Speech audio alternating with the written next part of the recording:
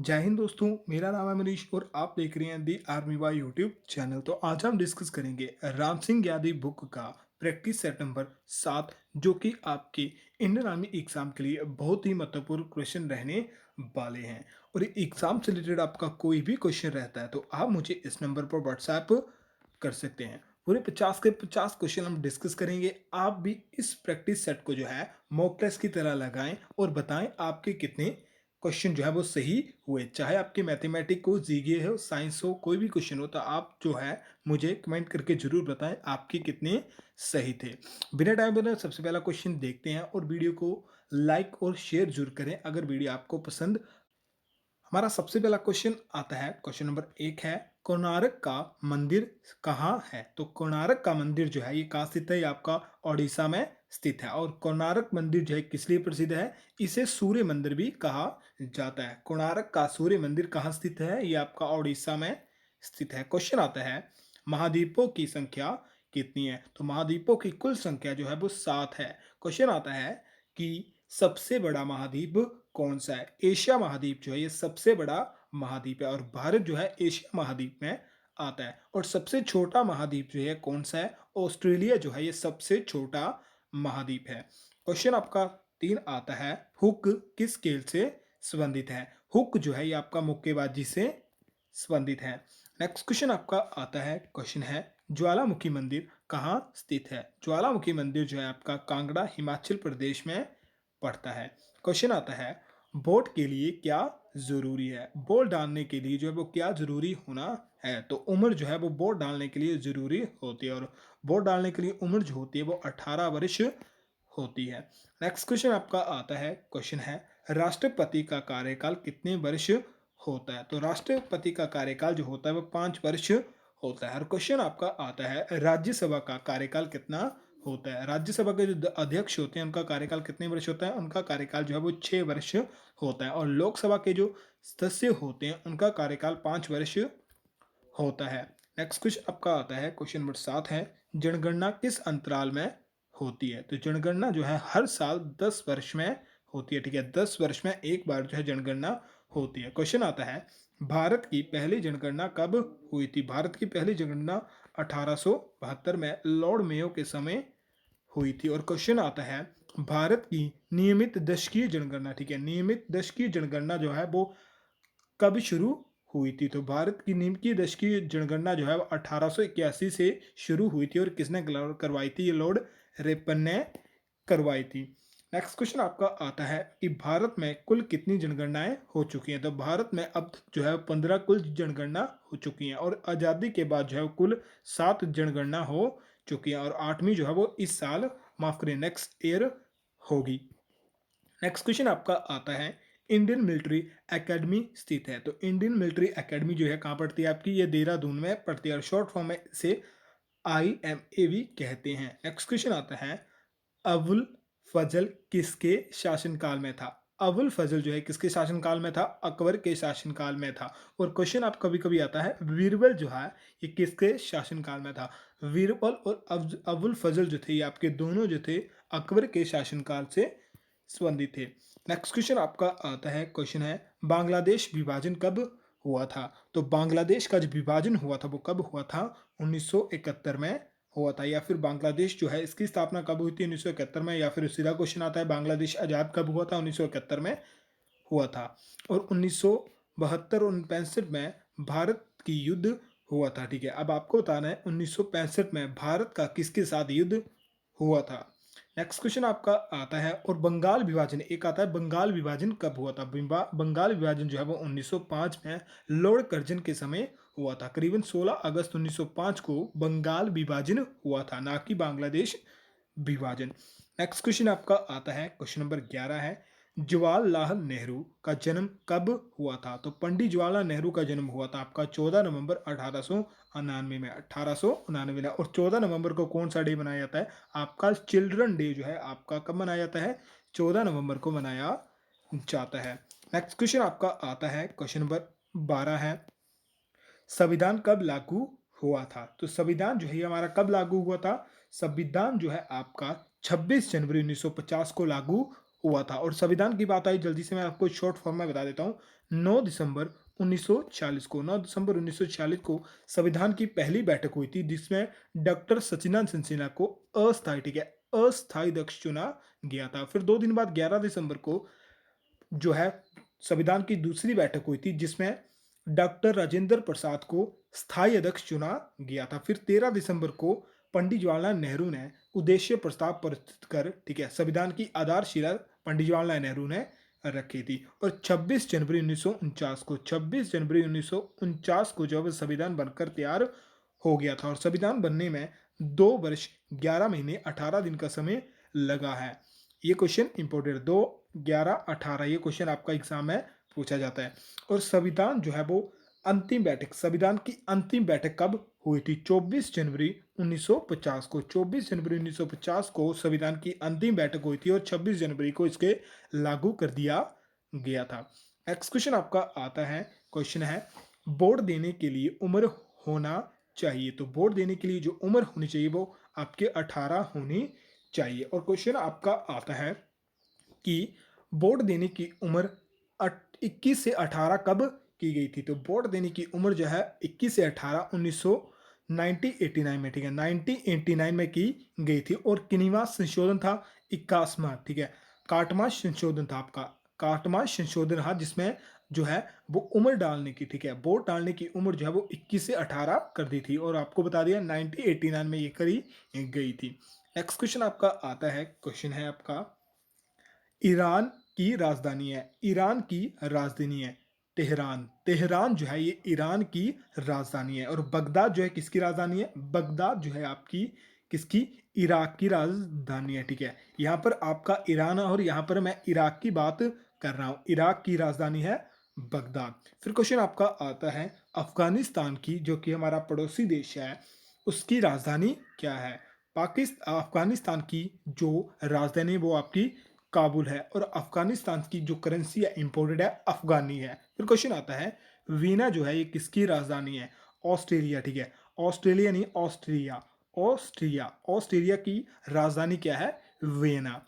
फिर क्वेश्चन आपका आता है, क्वेश्चन नंबर 15 है, निम्न में से खाद्य फसल कौन सी है? निम्न में से खाद्य फसल कौन सी है? तो मक्का जो है एक प्रकार की खाद्य फसल है। नेक्स्ट क्वेश्चन आपका आता है, क्वेश्चन नंबर 16 हमारा जनरल साइंस का पहला क्वेश्चन आता है, यांत्रिक ऊर्जा को विद्युत ऊर्जा में बदलता है। यांत्रिक ऊर्जा को विद्युत ऊर्जा में डायनेमो बदलता है। और मोटर का कार्य क्या होता है? विद्युत ऊर्जा को यांत्रिक ऊर्जा में बदलता है, ठीक है। डायनेमो आपको याद रखना है। और डायनेमो का उल्टा क्या करता है? मोटर जो है डायनेमो का उल्टा करती है, यानी विद्युत को यांत्रिक में कन्वर्ट करती है। और बैटरी जो है ये रासायनिक को विद्युत में कन्वर्ट करती है। और आपको बताना है ट्रांजिस्टर कौन सा कार्य करता है। नेक्स्ट क्वेश्चन आपका आता है, क्वेश्चन है एस आई यूनिट इल्यूमिनस, ठीक है, आपको बताना है एस आई यूनिट बतानी है इल्यूमिनस की। तो लक्स जो है, लक्स ऑप्शन नंबर बी जो है ये आपका किसकी यूनिट दी है? आपकी इल्यूमिनस की यूनिट होती है। नेक्स्ट बात करते हैं लाइट एयर की या प्रकाश वर्ष की। प्रकाश वर्ष जो होती है किसकी यूनिट होती है? ये आपकी दूरी की यूनिट होती है। लाइट ईयर या फिर प्रकाश वर्ष भी आप कह सकते हैं। और पास्कल जो होती है किसकी यूनिट होती है? दाब की यूनिट होती है आपकी पास्कल। और न्यूटन की बात करें, न्यूटन की एक अपनी यूनिट होती है, क्या होती है? किलोमीटर सेकंड स्क्वायर, ठीक है, किलोमीटर सेकंड स्क्वायर या फिर 1 किलोमीटर पर सेकंड स्क्वायर जो है ये न्यूटन की यूनिट होती है। नेक्स्ट क्वेश्चन आता है, क्वेश्चन नंबर 18 है, धातु से धातु का मिश्रण कहलाता है। तो धातु से धातु के मिश्रण क्या किया जाता है? एलॉय कहा जाता है। नेक्स्ट क्वेश्चन आता है, एक तार में एक समान विद्युत दौड़ रही है तो पर उस तार पर क्या होगा? ठीक है, उस तार पर क्या प्रभाव होगा? एक तार में एक समान विद्युत दौड़ रही है, उसमें केबल जो है वो चुंबकीय क्षेत्र होगा। नेक्स्ट क्वेश्चन आपका आता है, क्वेश्चन नंबर 20 है, इनमें से कौन ठोस ईंधन है? तो ठोस ईंधन आपको बताना है। चारकोल जो है एक ठोस ईंधन है। कैरोसिन आपको पता है मिट्टी का तेल, पेट्रोल और गैस, ये सभी जो है लिक्विड फॉर्म है, ठीक है, ये लिक्विड में, ये लिक्विड में, ये और ये भी लिक्विड में मिल जाती है, ठीक है, गैस भी आपको लिक्विड में देखने को मिल जाती है। नेक्स्ट क्वेश्चन आपका आता है, यदि यूरेनियम निर्वात में रख दे तो उस पर क्या प्रभाव पड़ेगा। अगर यूरेनियम को हम निर्वात में रख दें तो कोई भी प्रभाव नहीं पड़ेगा। प्रभाव पड़ेगा सोडियम को अगर हम खुली हवा में रख देते हैं तो जल उठता है, इसलिए उसे केरोसिन के तेल में रखा जाता है। नेक्स्ट क्वेश्चन आता है, तड़ित होने पर गिरने का अर्थ है। ठीक है, तड़ित होने गिरने का अर्थ है आवेश का भूसंपर्क। ठीक है, आवेश का भूसंपर्क। तड़ित होने गिरने का अर्थ है आवेश का भूसंपर्क। नेक्स्ट क्वेश्चन आपका आता है, क्वेश्चन नंबर 23 है, दो बल्ब एक साथ चमक रहे हैं, यदि इनमें से एक अधिक चमकता है तथा दूसरा कम चमकता है तो उस पर प्रतिरोध का प्रभाव क्या होगा। तो अधिक चमकने वाला जो बल्ब है उसका प्रतिरोध जो होगा वो अधिक होगा। नेक्स्ट क्वेश्चन देखते हैं, क्वेश्चन नंबर 24 आपका आता है, पानी किस तापमान पर उबलता है। पानी जो होता है वो 100 डिग्री सेल्सियस पर उबलता है। नेक्स्ट क्वेश्चन आपका पानी से संबंधित है, जल का गलनांक कितने डिग्री होता है। जल का जो गलनांक होता है वो 0 डिग्री सेल्सियस होता है। और भी इंपॉर्टेंट क्वेश्चन में जा देता हूँ, साधारण जल का क्वथनांक जो होता है, ठीक है, साधारण जल का क्वथनांक जो होता है वो 100 डिग्री होता है। क्वेश्चन आता है, क्वथनांक आ गया, फिर आता है जल का सर्वाधिक घनत्व होता है। तो जल का जो सर्वाधिक घनत्व होता है वो 4 डिग्री सेल्सियस होता है। फिर क्वेश्चन आपका एक और आता है, जल ठंडा। ठीक है, जल जो है वो कितने डिग्री तक ठंडा रह सकता है। तो जल जो है -27 डिग्री तक, ठीक है, -27 डिग्री तक जो है वो जल ठंडा रह सकता है। नेक्स्ट क्वेश्चन आपका आता है, यहाँ पर जल की बात हो रही है। ठीक है, जल जो है वो -27 डिग्री तक ठंडा रह सकता है, जम नहीं सकता। ठीक है, नेक्स्ट क्वेश्चन आपका आता है, क्वेश्चन है, पहाड़ पर चढ़ने पर दबाव बढ़ता है या फिर घटता है। यानी पहाड़ पर चढ़ने पर दबाव जो होता है वो बढ़ता है या फिर घटता है। घटता है, ठीक है, जब भी हम पहाड़ पर चढ़ेंगे तो दबाव जो है वो घट जाएगा। नेक्स्ट क्वेश्चन आपका आता है, पानी का रासायनिक सूत्र कौन सा है। तो H2O। H2 जो O जो है ये पानी का रासायनिक सूत्र है। इंपोर्टेड आपका O2। ठीक है, O2 जो है ये ऑक्सीजन का सूत्र है और आग जलाने के लिए जो है ऑक्सीजन की जरूरत होती है। नेक्स्ट क्वेश्चन आपका आता है, क्वेश्चन है, क्लोरोफॉर्म। क्लोरोफॉर्म जो है इसका सूत्र आपको बताना है, CHCl3, ये क्लोरोफॉर्म का सूत्र है। नेक्स्ट क्वेश्चन आपका आता है, सूर्य की किरणें पृथ्वी पर कितने समय में पहुंचती है। तो सूर्य की जो किरणें होती हैं वो पृथ्वी पर 8 मिनट, माफ करें, 8 मिनट 19 सेकंड या फिर 18 सेकंड में पहुंचती हैं। और सेकंड में इन्हें कैलकुलेट करा जाए तो 498 या फिर 99। ठीक है, 498 या फिर 99, कहीं आपको 16 सेकंड भी देखने को मिल जाएगा। तो 496, करीबन 500 तक ये नहीं होती। नेक्स्ट क्वेश्चन आता है, गाड़ी आगे पीछे धक्का देने का नियम है। गाड़ी को जो आगे आगे पीछे होती है, ठीक है, गाड़ी आगे पीछे जो होती है किस नियम पर होती है, जड़त्व के नियम पर आधारित है।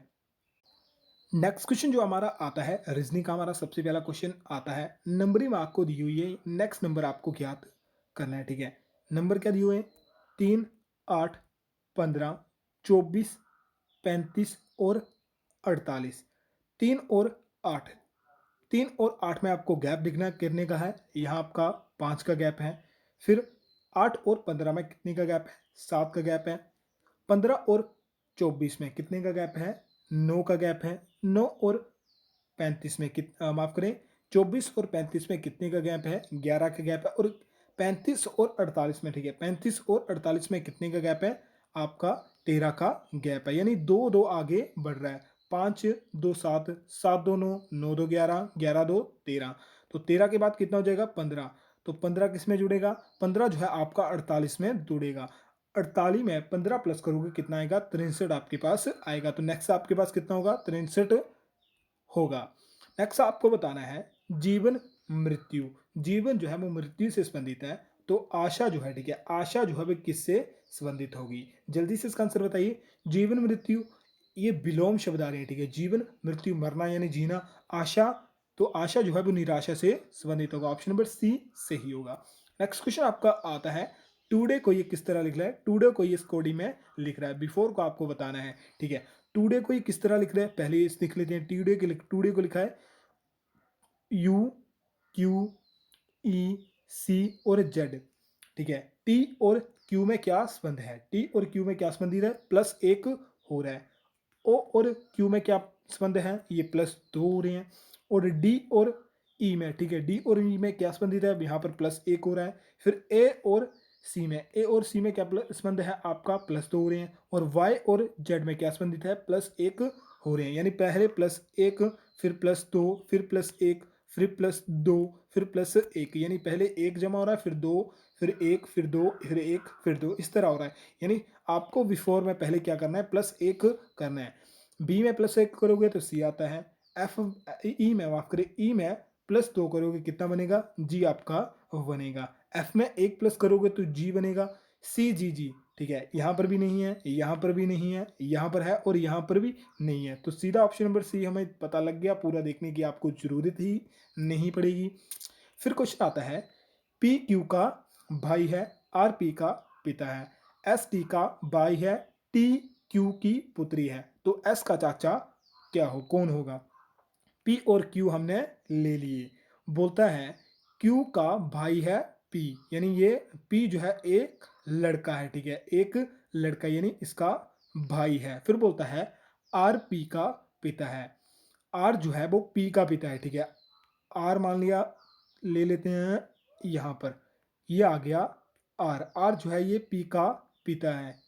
तो पी का पिता हुआ तो क्यू का भी पिता हुआ, ठीक है, इन दोनों का पिता है आर। फिर बोलता है एस टी का भाई है, एस और टी एक अलग आ गए, यहाँ पर हम टी ले लेते हैं और यहाँ पर हम एस ले लेते हैं, फिर इसे बदल लेते हैं, ठीक है। फिर बोलता है कि एस जो है, ठीक है, एस जो है वो टी का भाई है, एस जो है भाई है, ठीक है, टी का भाई है, यानी ये भी एक लड़का है। एस जो है एक लड़का है, यानी टी का भाई है। फिर होगी क्लियर बात। फिर आपका आता है टी जो है वो क्यू की पुत्री है, ये टी जो है वो किसकी पुत्री है? क्यू की पुत्री है, ठीक है, ये पुत्री आ गई, ये मान लिया इसकी पुत्री, यानी टी जो है एक लड़की है, ठीक है। ये आपकी पूरी इक्वेशन बन गई।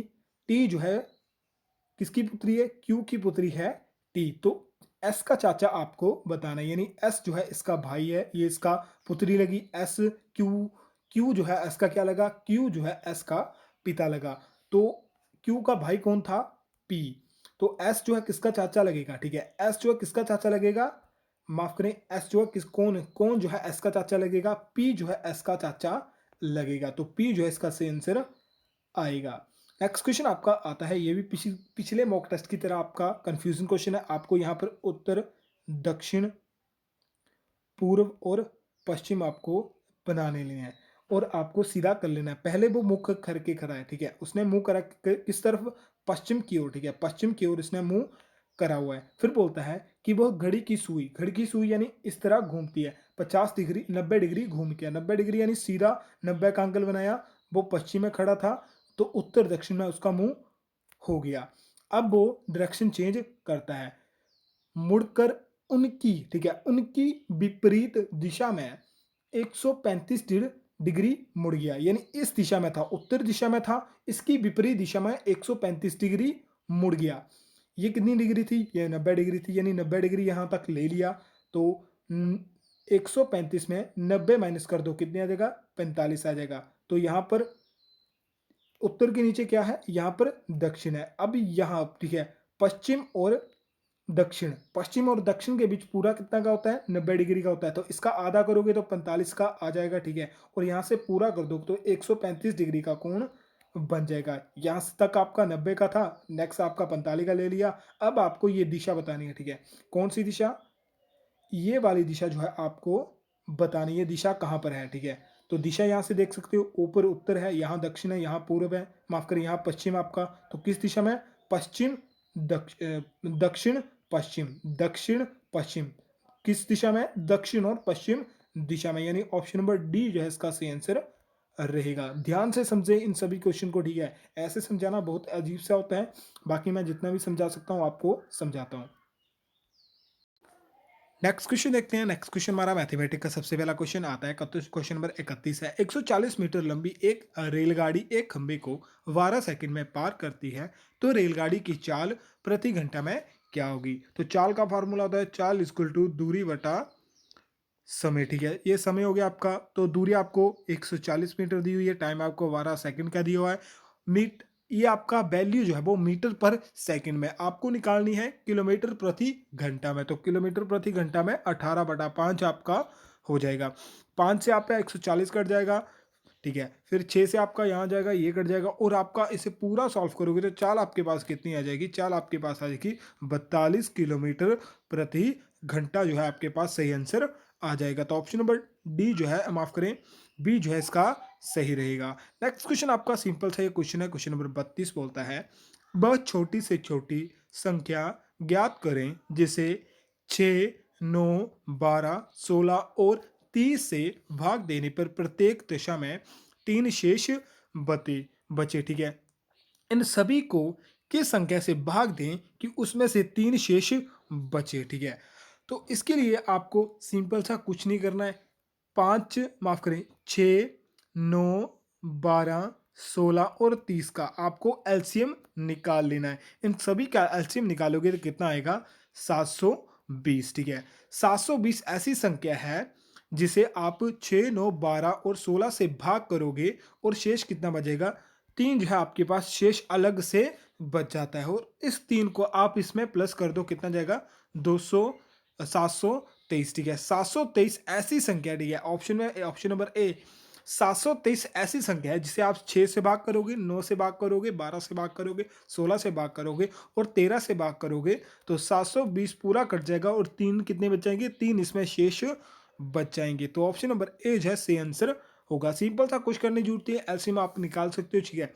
सीधी बोला है छोटी से छोटी संख्या आपको ज्ञात करनी है, एलसीएम निकाल दो इन क्वेश्चन का, ठीक है। ये क्वेश्चन थोड़े से कंफ्यूज कर जाते हैं कभी कभी।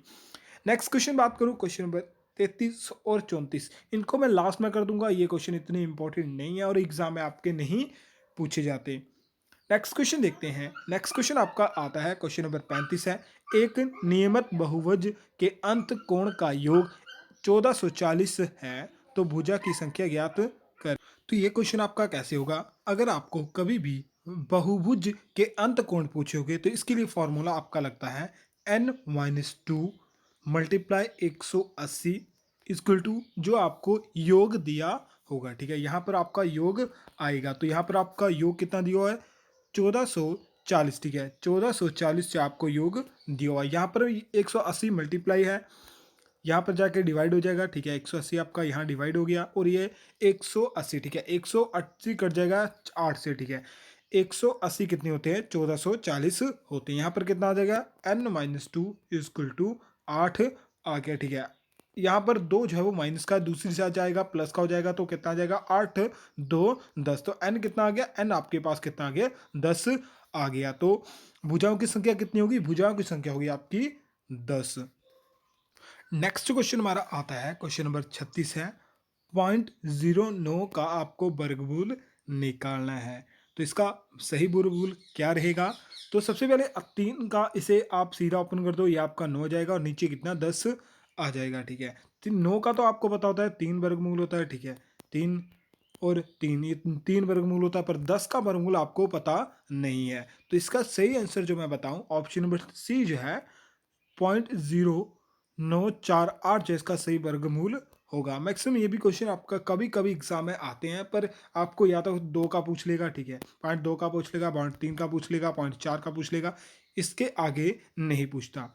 नेक्स्ट क्वेश्चन देखते हैं। क्वेश्चन बोलता है 5% वार्षिक दर से कितने समय में कोई राशि दोगुनी हो जाएगी? यहाँ पर आपको आर दिया हुआ कितना? 5%। टाइम आपको ज्ञात करना है, ना ही आपको पी दिया हुआ है। इस फॉर्मूले में इस क्वेश्चन में आपको मैं पहले ही बता चुका हूँ, अगर आपको पी नहीं दिया या फिर दुगना तिगना कुछ भी बोला हो तो पी आपको मान लेना है 100, ठीक है। पी आपने 100 मान लिया, राशि जो हो कितनी होगी, यानी मिश्रण धन कितना हो गया आपके पास? मिश्रण धन जो है आपको 200 हो गया। तो इसमें ब्याज कितना पड़ा आपका? ब्याज जो है वो 100 रुपये बढ़ा, यानी मूलधन हमारा 100 रुपये था, 100 रुपये ब्याज पड़ा, तो दुगना हो गया। तो आपके पास पी भी आ गया, एस आई भी आ गया, आपके पास आर दिया हुआ है, टाइम आप निकाल सकते हो। ठीक है, सीधा फॉर्मूला लगा दो। एस आई हमारे पास 100 दिया हुआ है, पी कितना है, पी भी हमारे पास 100 है, आर हमारे पास दिया हुआ है, टी हमें ज्ञात करना है और 100 नीचे आ जाएगा। ये जीरो से ये जीरो, ये जीरो से जीरो, ये 5 आपका दूसरी साइड आ जाएगा, 5 में आ जाएगा और 5 से काटोगे 20 जो है आपके पास सही आंसर आ जाएगा। तो टी टी कितना होगा आपके पास, टाइम आपका कितना होगा, 20 आपके पास टाइम दिया हुआ है। नेक्स्ट क्वेश्चन आपका आता है, क्वेश्चन नंबर 38 है। एक साइकिल को 360 रुपये में बेचने पर 10% हानि होती है, उस साइकिल को कितने में बेचा जाए कि 10% का लाभ हो। इसके लिए फॉर्मूला आपका लगता है विक्रय मूल्य वटा 100 प्लस माइनस पुरानी, ठीक है, पुरानी लाभ, पुराना लाभ या फिर पुरानी हानि, ठीक है, गुणा 100 प्लस माइनस नई लाभ या फिर नई हानि। ठीक है, तो यहाँ आपका विक्रय मूल्य आएगा 360 जो कि हमारे पास दिया हुआ है, और नीचे आपका क्या आएगा, नीचे आपका आएगा प्लस माइनस, ठीक है, जो पुरानी दी हुई है। ठीक है, पुरानी आपको कितनी दी हुई है, 10% हानि हमें दी हुआ है, और नई कितनी दी है, 10% लाभ हमें दिया हुआ है। यहाँ पर आपको हानि दी हो तो माइनस आपको 10 कर देना, प्लस, ठीक है, पहले आपको लाभ बोला होता, ठीक है, पहले आपको लाभ बोला होता तो प्लस 10 कर देते, और नया आपको क्या दिया, नया जो आपको 10% लाभ दिया हुआ, तो फार्मूले में पुट कर दो, ये आपका 360 आ जाएगा वटा 100 माइनस, ठीक है, आपको पहले हानि दी हुई है, यानी पुरानी जो है आपको हानि दी हुआ है, तो 10 माइनस कर दो, गुणा 100 प्लस आपका प्लस होगा, ठीक है, लाभ बोला हुआ है तो प्लस होगा, कितना होगा, 10 होगा। यानी पहले जो है आपको 360 के नीचे यानी क्रय मूल्य के नीचे जो है आपको पुरानी लाभ या फिर हानि करनी है, दूसरी साइड जो है आपको नया लाभ या हानि करनी है, तो ये आपका 360 हो जाएगा। ठीक है, 360 वटा 90 आ जाएगा, 100 में से माइनस ये एक आपका 110 हो जाएगा, 0 से 0 कट जाएगा, 9 से आपका ये कट जाएगा, 9 जगह 36 होते हैं, और 4 को मल्टीप्लाई करोगे 110 से कितना आ जाएगा, 440, यानी 440 जो है इसका सही आंसर होगा। ऑप्शन नंबर वी इसका सही आंसर होगा। बाकी फॉर्मूला आप एक बार देख लेना, ये क्वेश्चन आपको बहुत ही सिंपल सा लगेगा।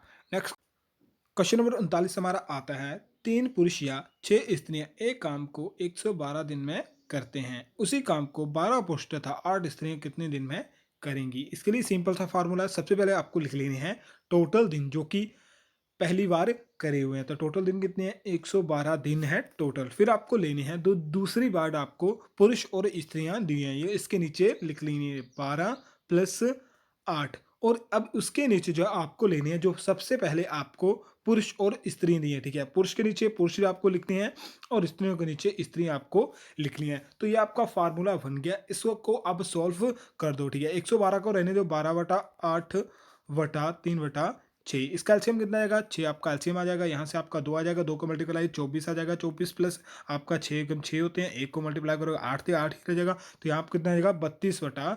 ठीक है, 32/6 112/32/6। अब ये 6 जो है आपका इस साइड चल जाएगा। ठीक है, इस ये 6 जो है आपका दूसरी साइड ऊपर किससे मल्टीप्लाई हो जाएगा, 112 से मल्टीप्लाई हो जाएगा।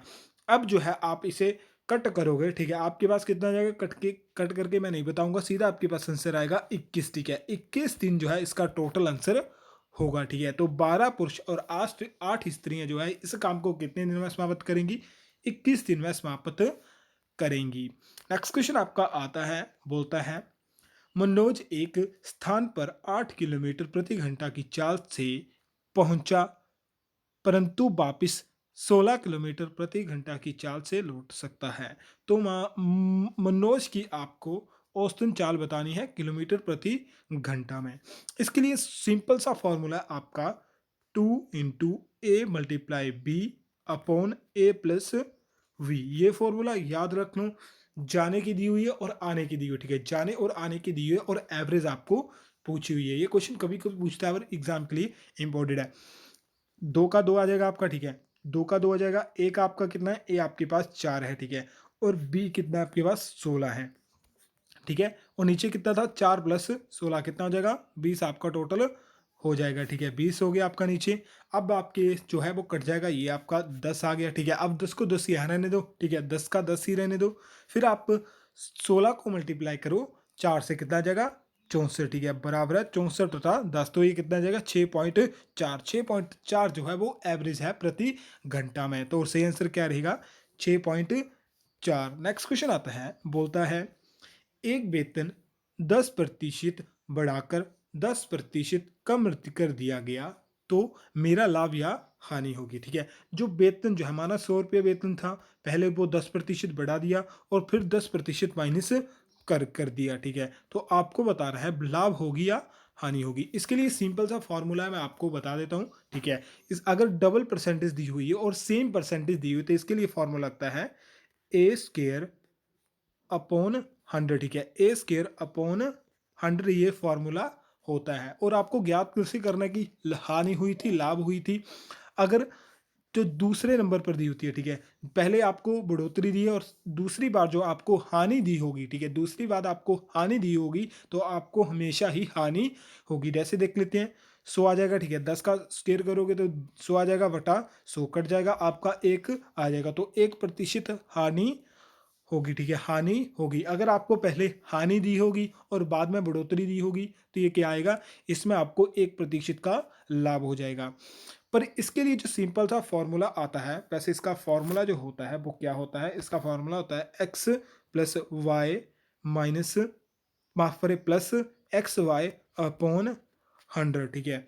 इस फॉर्मूला पुट करोगे तो एक्स आपके पास 10 है जो कि प्लस में है, प्लस 10% कमी, तो यानी कमी हुई तो माइनस हुए, ठीक है। फिर प्लस, फिर आपको एक्स कितना है 10% है और वाई कितना है माइनस, कितना है -10, ठीक है, मल्टीप्लाई -10 वटा 100, ठीक है, कर दो। ये आपका यहाँ कट जाएगा, ठीक है, 0 से 0 कट जाएगा, 0 से 0 कट जाएगा, ठीक है। यहाँ आपका 10 था और यहाँ 10 का 10 आ जाएगा, यहाँ प्लस प्लस प्लस और माइनस है, माइनस माइनस हो जाएगा, ठीक है, यहाँ माइनस और यहाँ माइनस आपका, तो ये माइनस माइनस कट जाएगा, ये तो आपका पूरा का पूरा कट गया, यहाँ आपका एक माइनस का आ गया, ठीक है, ये पूरा 10 का 10 कट गया था, यहाँ पर आपका एक माइनस का, तो -1 आपके पास सही आंसर आ गया, ठीक है, -1 जो है आपके पास सही आंसर आ गया। फोन होता है आपका इस तरह से फॉर्मूला होगा, ठीक है, फॉर्मूला आपका इस तरह से होगा। बाकी आपको पुट कर लेना, जो भी आपका आंसर आएगा आपको बता देना है। क्वेश्चन नंबर 42 आपका आता है 4 और 8 का तृतीय अनुपात क्या होगा। तो ये क्वेश्चन जो है आपको खुद करना है और बताना है इसका सही आंसर क्या रहेगा। नेक्स्ट क्वेश्चन देखते हैं। नेक्स्ट क्वेश्चन हमारा आता है, क्वेश्चन नंबर 43 आपका आता है, एक व्यक्ति को उसके वेतन का 5% बढ़ोतरी मिलकर 250 रुपये मिले, उसका पूर्ण वेतन आपको बताना है। इस क्वेश्चन के लिए आपको कुछ नहीं करना, सीधा ऑप्शन पर डिपेंड ये क्वेश्चन आता है, ठीक है। 252 इसका हो जाता है, यानी जो भी आपकी वैल्यू होगी, वेतन होगा, वो 250 से ही कम होगा, तो ऑप्शन नंबर डी इसका हो ही नहीं सकता।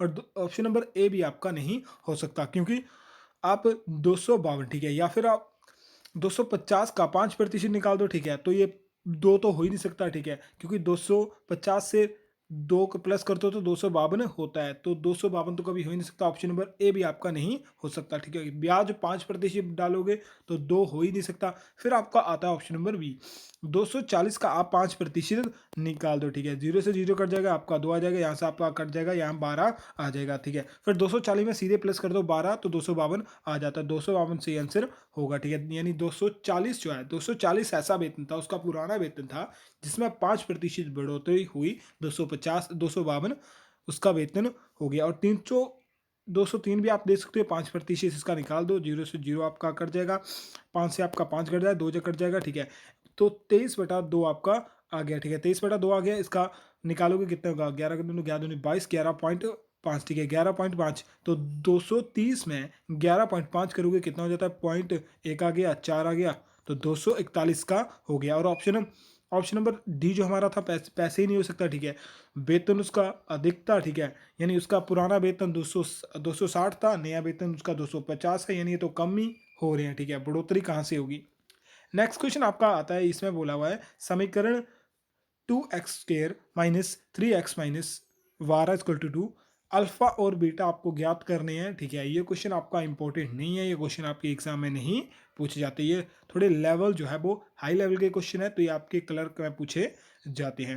नेक्स्ट क्वेश्चन आता है, एक पिता अपने पुत्र को आयु से 5 गुना बड़ा है, 4 वर्ष बाद उसकी आयु का योग 44 हो जाएगा। तो पुत्र की वर्तमान आयु आपको बतानी है। सिंपल सा फॉर्मूला, कुछ नहीं करना है। पुत्र की आयु माने x, ठीक है, और पिता की आयु कितनी आएगी, 5x आएगी, क्योंकि 5 गुना है। फिर बोलता है 4 वर्ष बाद, ठीक है, 4 वर्ष बाद दोनों में प्लस 4 हो जाएंगे, उन दोनों का योग, ठीक है, यानी ये और ये, इन दोनों का योग जो है, यानी प्लस करके इन दोनों का योग कितना होता है, 44 होता है, ठीक है। फॉर्मूला आपका बन गया, सीधा निकाल लो, ठीक है। ये आपका हो जाएगा, ठीक है, ये आपका 5 प्लस में और 1 प्लस में 6x हो जाएगा, ठीक है। ये 4 प्लस में, ये 4 प्लस में, ये भी प्लस हो जाएगा, 8 हो जाएगा, ठीक है। ये 44 है। यहाँ आप दूसरी साइड 44 से 8 माइनस कर दोगे, कितना आ जाएगा, ठीक है, जल्दी से पता करना है, 36 आ जाएगा, ठीक है। 44 में से 8 निकाल दोगे, 36 आ जाएगा। यहाँ आपका 6x है, 6x में से x यहाँ ही रहने दोगे, 6 आप दूसरी साइड ले जाओगे तो 6/6, तो x कितना आ जाएगा, 36 आपका 6 से कट जाएगा, 6 6 36 होते हैं। x कितना आ गया, x हमारे पास 6 आ गया। और वर्तमान आयु हमने पुत्र की x मानी थी और पिता की 5x मानी थी, तो 6x कितना है, 6 है, और 5 गुना x कितना कर दोगे, 6, 5 के 30। पुत्र की 6 आयु और पिता की कितनी आ जाएगी, 5 के 30, तो दोनों की आयु हमें ज्ञात हो गई। पुत्र की कितनी है, 6 है, और पिता की 30 वर्ष आयु है, और इन्हें आप देख सकते हो, ठीक है। तो 6 आपकी पुत्र की है, यानी 5 के 30, यानी 5 गुना ही पिता की आयु। ऐसे आप प्रूफ भी करके देख सकते हो, अगर आपको क्वेश्चन में थोड़ा डाउट रहता है, क्योंकि क्वेश्चन में क्लियर करना जरूरी होता है कि क्वेश्चन हमारा सही है या नहीं है, क्योंकि नेगेटिव मार्किंग आपकी होती है।